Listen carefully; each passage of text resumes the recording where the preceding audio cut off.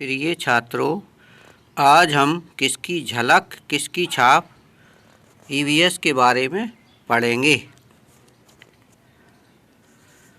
नवांकुर विद्यापीठ की डिजी लेसन्स में आपका स्वागत है। पाठ 21 किसकी झलक किसकी छाप। छी छी। आसमा खिड़की के पास बैठी पढ़ रही थी। बहुत तेज़ हवा चल रही थी, धूल भी बहुत उड़ रही थी। अचानक आसमा को ज़ोर से छींक आई। छी छी। आसमा की माँ और पिताजी दोनों रसोई घर में सब्जी छाँट रहे थे। माँ ने कहा, देखा, छींकती है तो बिल्कुल आपकी तरह। अगर आप यहाँ ना होते तो मैं समझती कि आपने ही छींका है। इसमें बताया गया है कि हमारे परिवार का चेहरा किससे मिलता है और परिवार में गुण किसके गुण हमारे में आते हैं, इसमें बताया है। अब हम समझेंगे कि जब आसमा खिड़की के पास बैठी पढ़ रही थी तो धूल के कारण उसे ज़ोर से छींक आई। तब छींक आने पर आसमा की माँ उसके पिताजी से बोली कि देखो, यह छींकती है तो पिता के समान ही छींकती है। आप यहाँ ना होते तो मैं समझती कि आपने ही छींका है। इसमें समझाया गया है कि हमारा चेहरा किससे मिलता है और कौन कौन से गुण किससे प्राप्त होते हैं। हमारे परिवार में गुण प्राप्त होते हैं। कुछ गुण हमारी माँ की तरफ से आते हैं और कुछ पिता की तरफ से आते हैं। किसकी मौसी कौन। नीलिमा स्कूल की छुट्टियों में अपनी नानी के घर गई थी। उसने किसी को आते देखा और अंदर जाकर माँ से कहा, अम्मा देखो, तुमसे मिलने कोई मौसी आई हैं। माँ ने बाहर आकर देखा और कहा, अरे पगली, ये तुम्हारी मौसी नहीं, तुम्हारी बहन है। यह तो तुम्हारी सबसे बड़ी नानी के बेटे जगदीश की बेटी किरण है। असल में तो तुम इनके प्यारे छुटकू समीर की मौसी हो। इसमें बताया संबंधों के बारे में बताया गया है, जैसे कि हमारी माँ की लड़की हमारी कौन होती है, उसी प्रकार हम संबंधों के बारे में समझेंगे। हमारी माँ की बड़ी बहन कौन होती है। हमारी माँ की बड़ी बहन हमारी मौसी कहलाती है। उसी प्रकार हमारे पिता की बहन हमारी बुआ जी कहलाती हैं। हम कैसे जुड़े हैं हम सब। तुम्हारी दादी की चचेरी बहन की जो दूसरे नंबर की बिटिया है, तुम बिल्कुल उसकी जैसी दिखती हो। नीलिमा छोटे समीर से खेलने लगी। इतने में माँ ने कहा, किरण देखो, मेरी नीलिमा के बाल बिल्कुल तुम्हारे बालों जैसे हैं, घने, काले और घुंघराले। शुक्र है मेरे बालों की तरह सीधे, भूरे और बेजान नहीं हैं। नीलिमा की नानी हंसकर बोली, हाँ, हैरानी की बात है ना। जैसे हम बहनों के घने घुंघराले बाल थे, अब वैसे ही हमारी दूसरी पीढ़ी के बच्चों के हैं। सबकी बातें सुनकर नीलिमा ने सोचा, कहने को तो हम दूर के रिश्तेदार हैं, मगर आपस में कितने जुड़े हैं हम सब। इस पैराग्राफ में हम समझेंगे कि हमारे में जो गुण आते हैं वो माँ की तरफ से भी आते हैं। माँ के जो संबंधी होते हैं उनके गुण भी हम में आ जाते हैं। कुछ गुण हमारे पिता की तरफ से आते हैं, जैसे बाल घुंघराले होना, काले और घने। ये सब दूसरी पीढ़ी या तीसरी पीढ़ी से भी आ सकते हैं। सुभाषिनी की शैतानी की कवि सुभाषिनी खुद अपने मामा को कहती है। सुभाषिनी बाहर गई है। आजकल उनके मामा समझ लेते हैं, कहते हैं मराठी में गाकर दिखाओ। यह क्या तरीका हुआ, उनके बारे में पढ़ो तो समझ जाओगे। दोनों बहनें 2 हफ्ते की ही थीं जब सरोजा की चाची ने उसको गोद ले लिया और अपने साथ पुणे ले गई।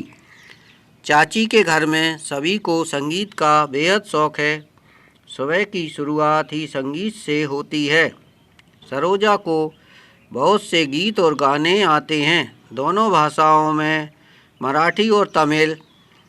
उसके घर पर सब लोग तमिल बोलते हैं और स्कूल में ज़्यादातर बच्चे मराठी बोलते हैं। सरोजा इस पैराग्राफ में समझेंगे कि सरोजा और सुभाषिनी दोनों जुड़वा बहनें हैं। जब उसके मामा उनके घर आते हैं तो वह स्वयं सुभाषिनी कहती है कि सुभाषिनी नहीं है। तब मामा उससे कहते हैं कि मराठी में गाकर दिखाओ।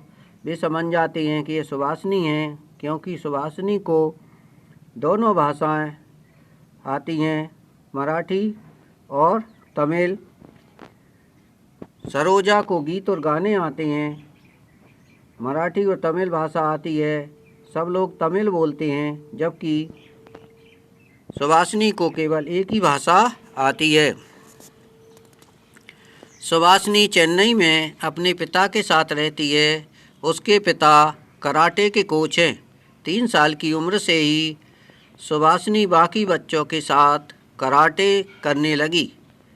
छुट्टी के दिन दोनों बाप बेटी सुबह से ही अभ्यास करने लग जाते हैं। देखने में दोनों बहनें एक जैसी हैं, पर उनकी पहचान फिर भी अलग अलग है। अब तुम समझे उनके मामा ने उनकी पहचान का तरीका कैसे ढूंढा। उनके मामा ने उनकी पहचान का तरीका ढूंढा कि सुभाषिनी को सिर्फ एक ही भाषा आती थी, तमिल भाषा, जबकि सरोजा को तमिल और मराठी दोनों भाषाएं आती हैं और वह गीत भी गाती है। इस कारण उस मामा ने उनको पहचान का तरीका ढूंढ लिया। सरोजा और सुभाषिनी में क्या गुण, क्या बातें मिलती जुलती हैं? इसका उत्तर होगा सरोजा और सुभाषिनी दिखने में तो एक जैसी हैं, पर कई बातें अलग अलग हैं। जैसे सरोजा को 2 भाषाएं आती हैं। अगर सुभाषिनी के घर पर 2 भाषा बोलते हैं तो वह भी दोनों भाषा बोलना सीख सकती थी। बहुत सी चीज़ें जैसे बुनाई, भाषा, संगीत, पढ़ने का शौक़ हम आसानी से पा लेते हैं जब हमें उसका माहौल मिलता है। अब इसका प्रश्न है, सरोजा और सुभाषिनी में क्या गुण, क्या बातें मिलती जुलती हैं, क्या अलग? उत्तर होगा सरोजा और सुभाषिनी दिखने में एक ही तरह की हैं। उनके चेहरे, कद, नाक, आँखें सब मिलती जुलती हैं। यहाँ तक कि दोनों एक ही जैसे कपड़े पहनती हैं। परंतु सरोजा को 2 भाषाएं आती हैं, तमिल तथा मराठी, जबकि सुभाषिनी को केवल तमिल आती है। सुभाषिनी को कराटे का शौक़ है और सरोजा को गाने का शौक़ है। उसको दोनों भाषाएं आती हैं। किसकी मौसी कौन? प्रश्न है, नीलिमा की बड़ी नानी से लेकर छोटे समीर तक के नामों की सूची बनाओ। नीलिमा का किससे क्या रिश्ता है? लिखो। उत्तर, नानी, नीलिमा की नानी, नीलिमा के माँ की माँ, बड़ी नानी, नीलिमा के माँ की बड़ी चाची, बड़ी नानी के बेटे जगदीश नीलिमा के मामा हैं। किरण नीलिमा की ममेरी बहन अर्थात नीलिमा के मामा जगदीश की बेटी है। समीर नीलिमा की भतीजी बहन की बेटी है। उसकी ममेरी बहन किरण का बेटा है। प्रश्न 3। जब लोग तुम्हारी तुलना तुम्हारे परिवार के सदस्य करते हैं तो तुम्हें कैसा लगता है, क्यों?